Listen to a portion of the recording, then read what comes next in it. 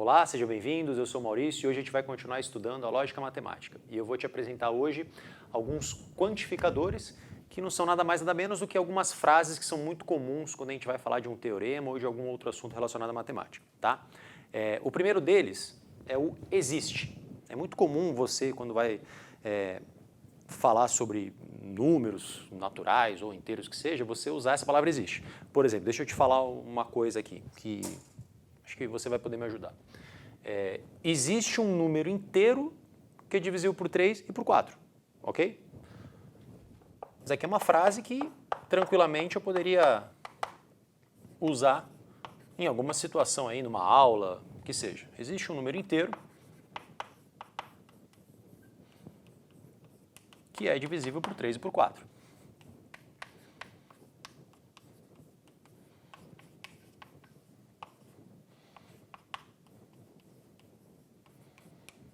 Para a gente que sabe falar português e que entende um pouco de matemática, essa frase está clara, né? Você consegue me mostrar um número inteiro que seja divisível por 3 e por 4 ao mesmo tempo? Bom, pensando um pouquinho aqui, eu encontrei o 12. O 12 é divisível por 3 e por 4 também. Agora, um amigo nosso chinês, que não conhece português, talvez ele não entenda isso. E seria muito interessante se a gente pudesse se comunicar de uma maneira fácil, né? Eu não precisaria aprender chinês para poder falar isso para ele. Então, existe um símbolo para isso daqui, que é uma letra E maiúscula virada aqui ao contrário, tá? E presta atenção aqui como é que eu vou escrever a mesma coisa. Eu vou dizer assim, ó.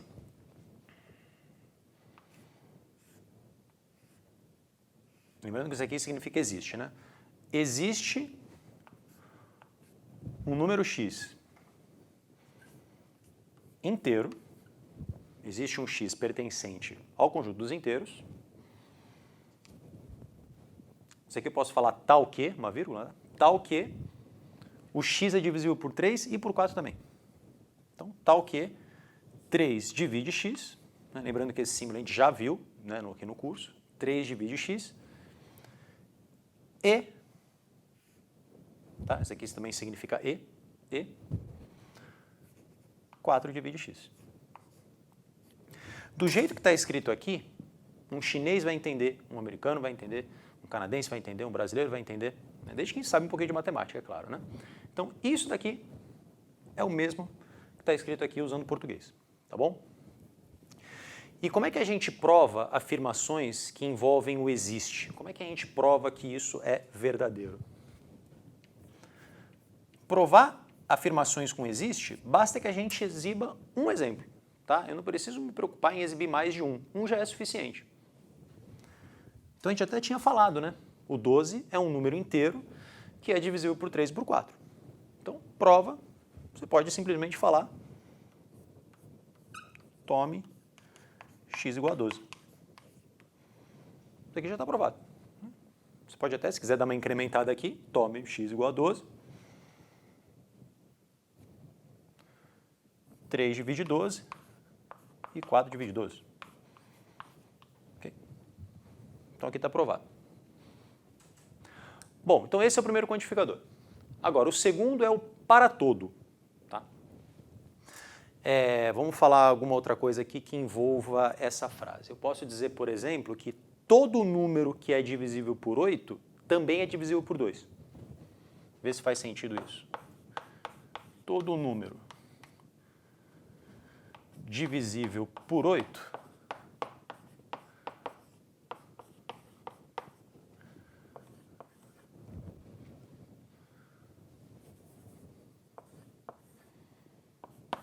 também é divisível por 2.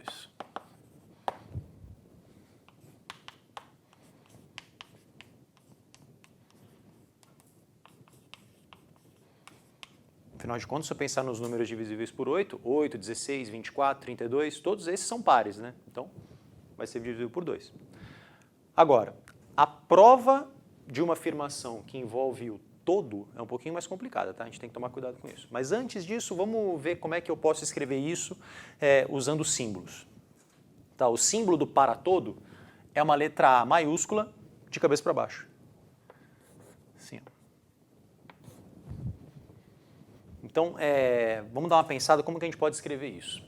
Eu vou fazer o seguinte, eu vou definir um conjunto aqui, por exemplo, um conjunto B. Dentro desse conjunto tem todos os números, estou representando tem todos os elementos aqui representados pela letra X, tal que o 8 divide o X. Então, o que eu quero falar aqui é que qualquer elemento que pertence ao B é par, né? Ou qualquer número que pertence a B é divisível por 2. Então, eu vou escrever isso assim. Ó. Para todo X pertencente ao conjunto B, o 2 divide X. Se você apresentar isso daqui para um colega seu de outro país que não fala português, né, ele também vai entender numa boa. Agora, provar isso daqui, não basta que eu exiba um exemplo. Provar que vale para todo mundo, não adianta nada você mostrar 1 milhão de exemplos que você só vai provar para esse 1 milhão de exemplos. Então, para provar uma afirmação desse tipo, eu preciso pegar um elemento qualquer do B, tá? E eu preciso prestar atenção nisso, tá? Não pode ser um específico. Eu tenho que pegar um elemento que satisfaça essa condição aqui, né, que tem essa propriedade, e ver que ele também tem isso. Ok? Então vamos provar aqui. Vou falar em português, né? Afinal de contas a gente está aqui no Brasil, né? Ou se você estiver em Portugal, ou algum outro país que fala português, tá bom? Então, vamos considerar aqui, ó, um X pertencente a B. Se o X pertence a B, o que a gente pode falar? Que o 8 divide esse X, né? X é igual a 8 vezes um número. Sendo esse K um número inteiro. Acho que eu vou até mudar isso aqui. Eu vou até aproveitar para já fazer uma conexão aqui com o que a gente acabou de falar. Eu posso falar assim, vê se você não concorda comigo. Considera um elemento do B. Então eu sei que existe um número inteiro, K, tal que esse X é K vezes 8, ou 8 vezes K. Então vamos já começar a juntar os símbolos aqui, é interessante isso. Então, X é um elemento de B. Então, existe um K pertencente a Z, tal que X é 8K. Ficou legal, né? Aí eu já estou fazendo aqui analogia com existe. Bom, mas eu quero provar o quê? Eu quero provar que esse número aqui é par, que o 2 divide ele. Então agora a gente vai reescrever aquele X dessa maneira. Deixar aqui 2 em evidência e colocar 4K. E a gente sabe que 4 vezes um número inteiro é um número inteiro. Então vou colocar isso aqui igual a 2C, com C pertencente a Z.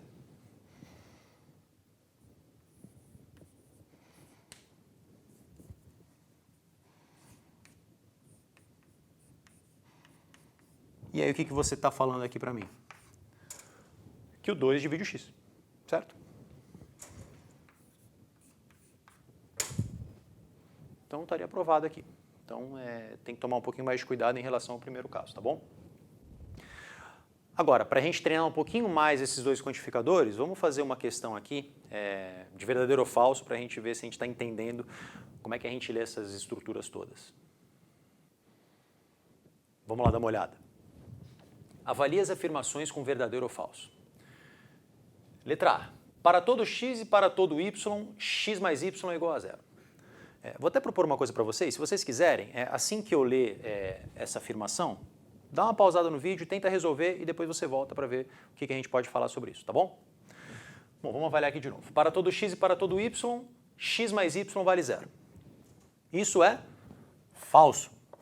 E como é que eu provo que isso é falso? Basta que eu exiba um contra-exemplo, né? Basta que eu exiba x e y, tal que a soma não dá zero. E isso é bem tranquilo de fazer, não é?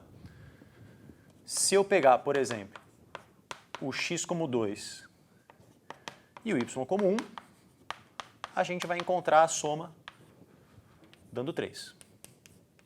Então isso já está provado. Letra B. Para todo x existe um y tal que a soma x mais y dá zero. Isso é verdadeiro. Não importa o valor de x que a gente pegue, se a gente pegar depois o simétrico dele, a gente vai zerar a soma. Por exemplo, se você pensar no 5, basta que você tome o menos 5. Se você pensar no menos 48, pegue o mais 48. Se você pegar o zero, basta que você pegue o zero também. A soma vai sempre zerar. Então, basta que a gente tome o y como menos x.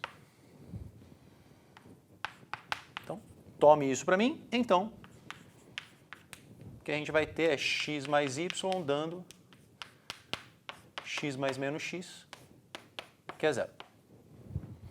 Está aprovadinho aqui. Item C. Existe um x para todo y tal que a soma dá zero. Bem parecida essas duas, não é não? Para todo x existe um y tal que a soma é zero. Existe um x para todo y que a soma é zero. Agora, qual é a diferença aqui? Nessa letra C, eu estou falando para você que existe um número, ok? Existe um número fixo que, para qualquer número y que eu considere, a soma dos dois vai dar zero. É um pouquinho diferente, né? Mas essa diferença pequenininha, né, faz muita diferença no final. Isso daqui é falso. Porque a gente sabe que a única maneira que a gente tem de pegar um número, somar com outro e zerar, é pegando o simétrico dele. Então, se a gente pegar, né, se o y que a gente toma aqui é 2, a gente consegue calcular um x, né? O x tem que ser menos 2. E ele é único. Mas, se o y for 3, a gente precisa pegar o menos 3. Não tem uma outra possibilidade para esses casos, né? Esses x's aqui são diferentes, né? Então, essa letra C é falsa. Aqui. Vamos agora para o D. Existe um x e existe um y cuja soma dá zero, né? Tal que x mais y é zero. Verdadeiro ou falso? Verdadeiro. O existe basta que você me mostre um exemplo. Então aqui, se você pensar 0 com 0, 2 com menos 2, π com menos π, já é suficiente, né? Então, se o x for 1 e o y menos 1, temos a soma dando zero.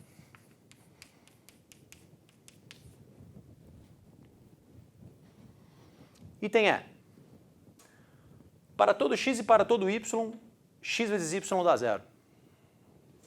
Isso é falso. Basta que eu mostre um contra-exemplo aqui, né? Se você pegar 2 para o x e 1 para o y, 2 vezes 1 não dá zero.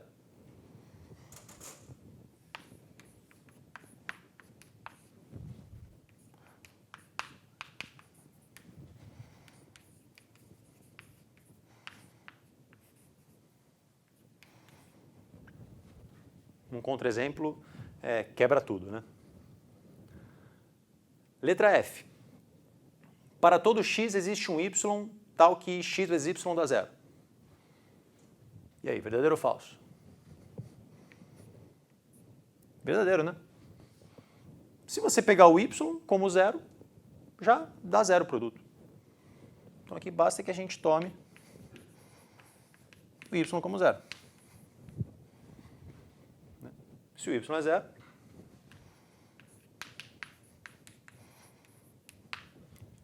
x vezes esse y tem que zerar. Letra G. Existe um x para todo y tal que x vezes y dá zero. E aí, você consegue encontrar um número x que, quando multiplicado por qualquer y que você possa imaginar, vai zerar? Nesse caso aqui, é verdadeiro. E esse número x que eu vou tomar é zero também.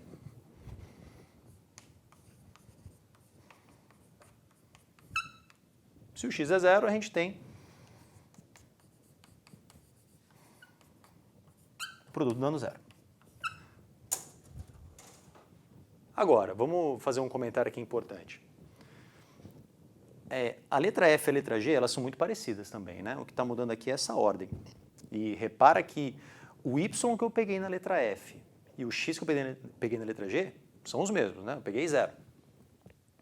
Agora, isso quer dizer que essas outras afirmações são iguais? A F e a G? Dá uma pensadinha aí. Eu diria que não. Sabe por quê?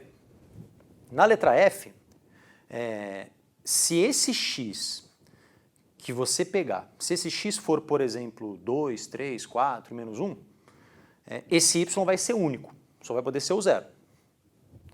Agora, se esse X que você pegar for 0, o Y vai poder ser qualquer número, porque você sabe que 0 vezes qualquer outro número sempre dá 0. Eu até poderia ter justificado essa F de maneira um pouco mais extensa, mas não é necessário eu falar assim, por exemplo, na letra F. Para todo X existe o Y tal que o produto é 0. Verdadeiro. Né?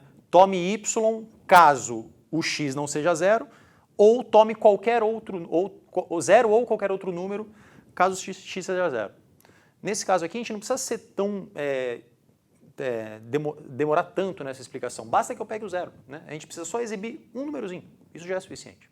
Então, essas duas afirmações aqui são diferentes, porque quando eu olho para G, né, o único número, né, que você sabe, né, que você tem certeza absoluta que não importa o Y que você pegue, sempre vai zerar o produto, é o 0.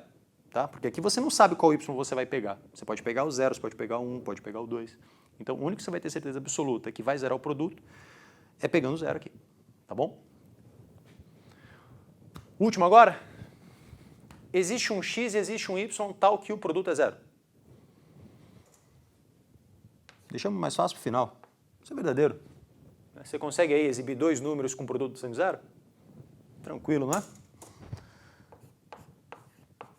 Vamos pegar o x como π agora, hein? Olha só. X como π e o y como 0. Produto dá 0.